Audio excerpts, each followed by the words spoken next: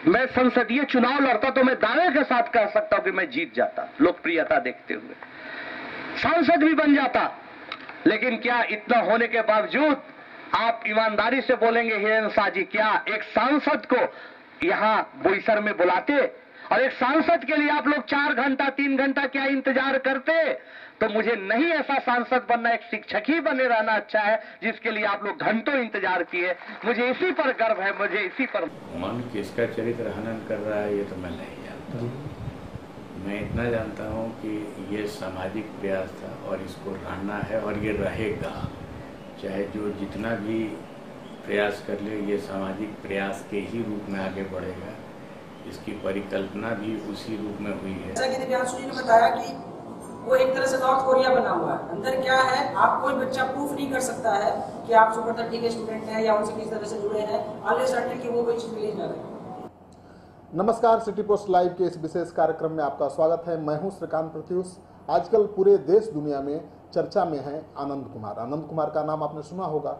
पूरे देश दुनिया में उनको जाना जाता है गरीब बच्चों को ITN बनाने के लिए, यानी गरीब बच्चों को पढ़ाते हैं बगैर पैसे के, उनके खिलाने, खाने, रहने, ठहरने सबका खर्च उठाते हैं और उनको ITN बनाते हैं। इसलिए उनका नाम देश दुनिया में है और उन पर डिस्कवरी से लेकर कोई ऐसा चैनल नहीं है, कोई ऐसा अखबार नहीं है, कोई ऐसी पत्रिका नहीं है देश दुनिया की जिसमें आनंद कुमार के कारनामे न छपे हों।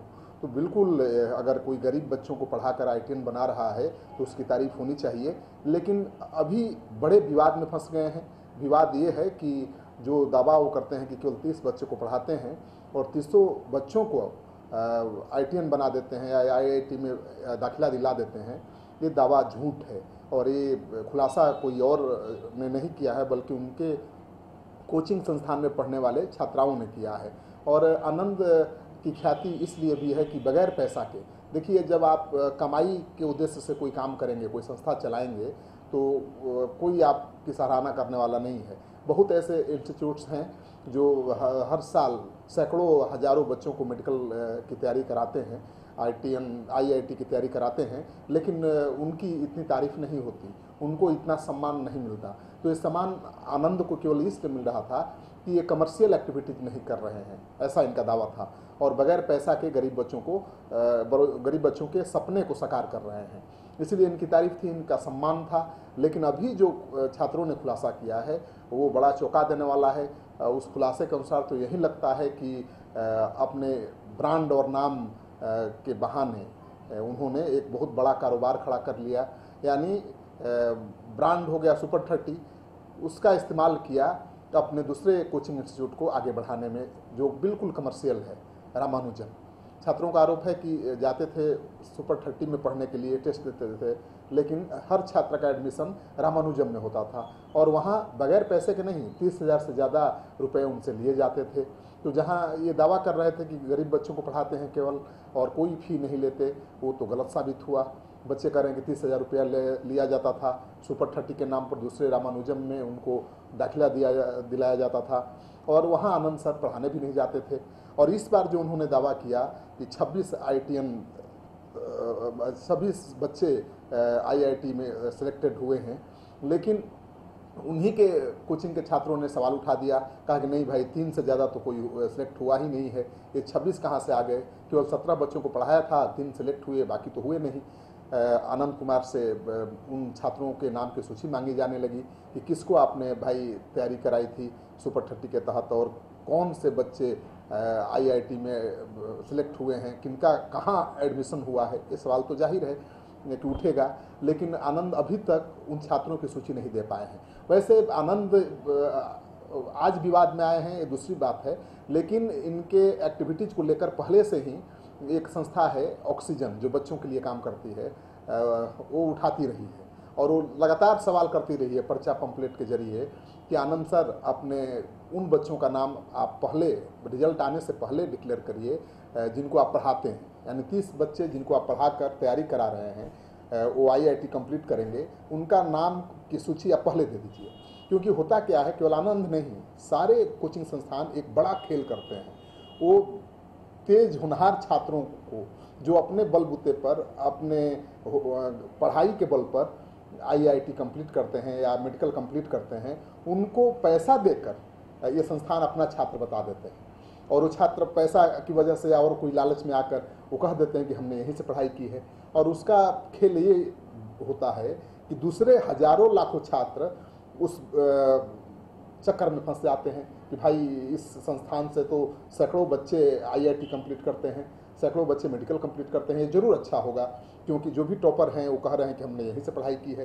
तो ये बड़ा खेल है, ये बड़ा खेल है। और केवल आनंद नहीं, बिहार के ज़्यादातर कोचिंग संस्थान ऐसा कर रहे हैं।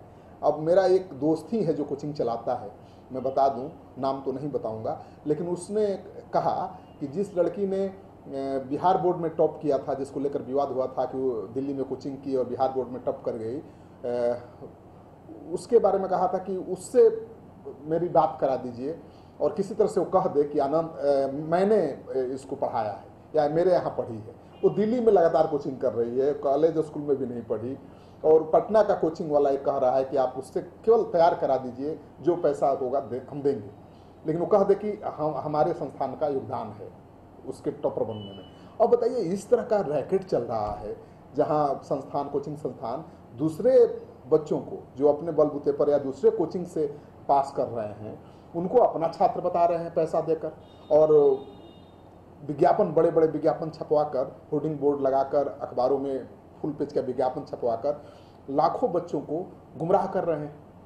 क्योंकि कोई पैमाना नहीं है, कोई ऐसा पैमाना नहीं है कि बच्चे जान सकें कि कौन संस्थान उनके लिए अच्छा है, कहाँ ठीक से पढ़ाई होती है। तो ऐसे में विज्ञापन पर ही वो निर्भर है। और जो छात्र पास करते हैं IIT में या मेडिकल में, उनके साक्षात्कार जो छपते हैं, तो उनके जो विज्ञापन छपते हैं कि ये हमारे छात्र हैं, ये हमारे छात्र हैं, उसी पर छात्र अट्रैक्ट होते हैं, उसी को देखकर वो संस्थानों को चुनते हैं। तो और ये बिल्कुल फर्जी खेल है, यानी छात्र होते हैं कहीं और के, छात्र होते हैं अपने बलबूते पर पढ़ाई करने वाले, छात्र होते हैं कहीं दूसरे कोचिंग में पढ़ने वाले या स्कूल कॉलेज में पढ़ने वाले, और कोचिंग संस्थान उन्हें अपना छात्र बनाकर ऐसे पेश करते हैं जैसे कि उनसे बड़ा कोई काबिल संस्थान है ही नहीं। तो ये बहुत बड़ा रैकेट है, और ये रैकेट इतना बड़ा है इसके बारे में सब लोग जानते हैं, लेकिन चूंकि ये विज्ञापन पर भी बहुत अच्छा खासा बजट खर्च करते हैं तो कोई इनके खिलाफ लिखता पढ़ता भी नहीं है। लेकिन आनंद कुमार तो विज्ञापन देते नहीं है भाई, इनका तो कहना है कि हमारा कमर्शियल एक्टिविटीज है ही नहीं, हम तो फ्री में पढ़ाते हैं, गरीब बच्चों को IITian बनाते हैं। लेकिन जो खुलासा हुआ है कि फ्री में नहीं पढ़ाते हैं, सबसे पैसा लेते हैं, और अपना एक साइड में कोचिंग भी खोल दिया है रामानुजम, जिसके लिए उन्होंने GST भी लिया है।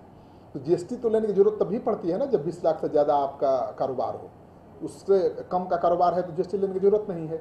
और जब आप 30 ही बच्चों को पढ़ाते हैं, गरीब बच्चों को फ्री में पढ़ाते हैं, तो 30 लाख 20 लाख से ज़्यादा आपकी आमदनी क्यों हो जाएगी, कैसे हो जाएगी, और कहाँ क्यों GST आपको चाहिए। तो GST ही आपको चाहिए, इसका मतलब कि आपका कारोबार बड़ा है, यानी आप फ्री में नहीं पढ़ाते हैं। और जो बच्चों ने आरोप लगाया है कि रामानुजम में जो भी नामांकन उनका होता है और उनसे जो 30,000 रुपये लिए जाते हैं उसकी कोई रसीद नहीं दी जाती है, तो ये तो दूसरा हो गया बहुत बड़ा मामला। अब तो ये इनकम टैक्स समझेगा और विभाग समझेगा, टैक्स रिलेटेड विभाग समझेगा कि कैसे उसको सुलझाएगा, कैसे जांच करेगा। लेकिन ये बड़ा सवाल तो है ही कि अगर आनंद फ्री में निःशुल्क गरीब बच्चों को ही पढ़ाते हैं तो फिर ऐसा आरोप क्यों लग रहा है कि अपने सुपर 30 के नाम पर अपने दूसरे संस्थान रामानुजम में बच्चों को फंसाते हैं। और बच्चों का कहना है कि वहाँ साल भर पढ़ने के बाद ज़्यादातर बच्चों का कहना है कि उन्हें भागना पड़ा, छोड़ना पड़ा, क्योंकि वहाँ पढ़ाई ही नहीं होती है। तो और उनके साथ जो लगातार काम कर रहे थे अभयानंद, पूर्व DGP, काफ़ी चर्चित हैं, उनका बहुत अहम योगदान रहा है। अगर आनंद आज आनंद हैं तो उनको आनंद बनाने में अभयानंद का बहुत योगदान रहा, कंट्रीब्यूशन रहा है। हालांकि कुछ साल पहले ही दोनों में अनबन हो गई थी, खटपट हो गई थी और दोनों अलग हो गए। अब अभयानंद अलग कोचिंग चलाते हैं, यानी बच्चों को निःशुल्क पढ़ाते हैं, और आनंद अलग हैं। उन्होंने भी खुलासा किया था, कहा था कि डॉक्टर चाहता है कि हम फ्री में लोगों का इलाज करें और चाहता है कि मेरी आमदनी भी हो जाए, वही हाल आनंद का है। यानी चाहते हैं कि मेरी पब्लिसिटी, मुझे लोग जाने कि फ्री में पढ़ाते हैं गरीब बच्चों को, ये पैसा लेकर नहीं पढ़ाते हैं। यानी उनको मान सम्मान जो मिलना चाहिए एक सामाजिक कार्यकर्ता का, एक समाज के लिए जीने मरने वाले व्यक्ति को जो सम्मान मिलना चाहिए वो सम्मान भी मिलना चाहिए और पैसा भी मिलना चाहिए। तो दोनों मिले, इसके लिए उन्होंने एक रामानुजम खड़ा कर लिया कि वहाँ पर हजारों हजार छात्र आएंगे पैसा देकर, सुपर 30 के नाम पर आएंगे और उनका दाखिला हो जाएगा रामानुजम में। उनसे 30,000 रुपया भी लेते हैं, हजारों छात्र के हिसाब से आप जोड़ लीजिए कितना पैसा होता है। तो ये हो गया। और दूसरी बात है कि उन पर फिल्म बन रही है, अब ऋतिक रोशन फिल्म भी बना रहे हैं। प्रकाश झा की फिल्म आई थी आरक्षण, उसको भी लेकर कहा गया, उसको जोड़कर देखा गया आनंद से ही। तो आनंद का इतना नाम हुआ और हमको वाकई फक्र है आनंद पर, गर्व है आनंद पर कि उन्होंने इतना नाम कमाया और उन्होंने बिहार का इतना नाम आगे बढ़ाया। देश दुनिया के लोग अगर पटना को जानते हैं तो उसमें बहुत बड़ा अहम रोल है सुपर 30 का। लेकिन जो सुपर 30 की आड़ में जो खेल करने का आरोप लग रहा है ये बड़ा गंभीर है। और मुझे ताज्जुब हो रहा है कि आनंद सफाई नहीं दे रहे हैं, उन छात्रों की सूची नहीं सौंप रहे हैं जिनका दावा कर रहे हैं कि वो IIT के लिए सिलेक्ट हो गए हैं। तो बताने के तैयार नहीं है कि उनका एडमिशन कहाँ हुआ, क्यों चुप्पी साध रहे हैं। अगर आप सही हैं, पाक साफ हैं, तो आपको तो एडमिशन के दिन ही बता देना चाहिए कि हमारे ये 30 छात्र हैं जिनको हम सुपर 30 के तहत पढ़ा रहे हैं और ये 30 छात्र 100% रिजल्ट देंगे। तो आप तो ऐसा कर नहीं रहे हैं। आप रामानुजम में हजारों हजार छात्रों का एडमिशन ले रहे हैं और उसमें से जो अच्छे छात्र हैं उनको चुन करके आप दिखा दे रहे हैं कि सुपर 30 यानी 30 बच्चों को पढ़ाया, 30 टॉप कर गए, IIT क्रैक कर गए। अरे क्या खेल है! अगर ऐसा खेल है तो बड़ा दुर्भाग्यपूर्ण है। और सबसे बड़ी बात यह है कि राजनेताओं के लिए तो सब कुछ, राजनेताओं के लिए अगर कोई दूसरा उनका विरोधी कोई भूल भी करे, छोटी भूल भी, तो बहुत बड़ा अपराध है। अगर अपना आदमी बहुत बड़ा अपराध भी कर दे तो बहुत छोटी भूल है। अब इस प्रकरण में ही जब आनंद पर उंगली उठने लगी है तो आनंद को सफाई देनी चाहिए थी। आनंद तो सामने आ नहीं रहे हैं और कई पार्टियों के नेता आनंद के बचाव में उतर आए हैं और वो आनंद की जाति की दुहाई दे रहे हैं। भाई, आप क्यों हर चीज को जाति से जोड़ रहे हैं? छात्रों को जाति के पैमाने पर मत तौलिए। छात्र छात्र हैं, चाहे वो ब्राह्मण हो, राजपूत हो, भूमिहार हो, किसी भी जाति का बच्चा हो, बच्चा है, वो छात्र है और उसके साथ आप भेदभाव कैसे कर सकते हैं?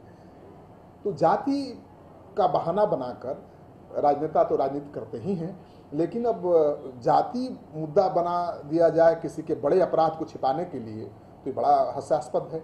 अभी बिहार सरकार के समाज कल्याण मंत्री के पति पर भी आरोप लगा मुजफ्फरपुर बालिका सेक्स स्कैंडल में, उनका नाम आया, लपेटे में आए उनके पति, तो उन्होंने भी जाति की दुहाई दे दी कि हम फलाना जाति के हैं, पिछड़ी जाति के हैं, इसलिए हमको निशाना बनाया जा रहा है।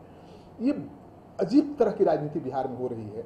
और आनंद शिक्षा से जुड़े हुए व्यक्ति हैं, शिक्षा के जगत से जुड़े हुए व्यक्ति हैं, उनका राजनीति से कोई दूर दूर तक रिश्ता नाता नहीं है, जैसा कि वो दावा करते रहे हैं। और वो कहते भी रहे हैं कि हमको MP नहीं बनना है, MP और मिनिस्टर से ज़्यादा रुतबा मेरा तो ऐसे ही है। वाकई है, किसी MP और मिनिस्टर से ज़्यादा मान सम्मान आनंद को है, कोई शक नहीं है इसमें। और उनके इस मान सम्मान से लोग जलने वाले भी होंगे, इसमें भी कोई शक की गुंजाइश नहीं है। और जो आरोप उन पर लग रहे हैं वो सही हैं, मैं ये भी दावा नहीं करता हूँ, लेकिन आरोप लग रहे हैं तो सफाई देना चाहिए। ईमानदार होना ही काफ़ी नहीं है, ईमानदार दिखना भी बहुत जरूरी है। ईमानदार केवल हो जाने से क्या होगा, आपको ईमानदार दिखना भी पड़ेगा। तो अगर आप पर आरोप लगा है, आप ईमानदार हैं, तो आपका दायित्व तो बनता है कि आप आइए, अपना पक्ष रखिए। मीडिया आपका पक्ष दिखाने से कहाँ भाग रहा है, लेकिन वो उनका सामने नहीं आना, अपने आरोपों के बारे में सफाई नहीं देना और किनारे से 3-4 नेताओं को अपने पक्ष में, बचाव में खड़ा कर देना, ये बड़ा हास्यास्पद है, दुखद है। और जाति के आधार पर किसी का बचाव किया जाना या किसी को निशाना बनाया जाना बहुत ही मुझे लगता है कि दुर्भाग्यपूर्ण है।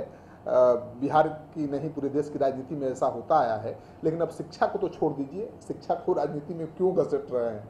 शिक्षक हैं आनंद और आरोप छात्र उनके लगा रहे हैं, तो छात्र और आनंद फरिया लें पहले, फिर आप आइए। तो राजनेताओं से गुजारिश है कि हर चीज़ को जाति के तराजू पर न तौलें, जाति से ऊपर भी कुछ है, क्योंकि आपका हमारा मित्र केवल हमारी जाति का नहीं होता है।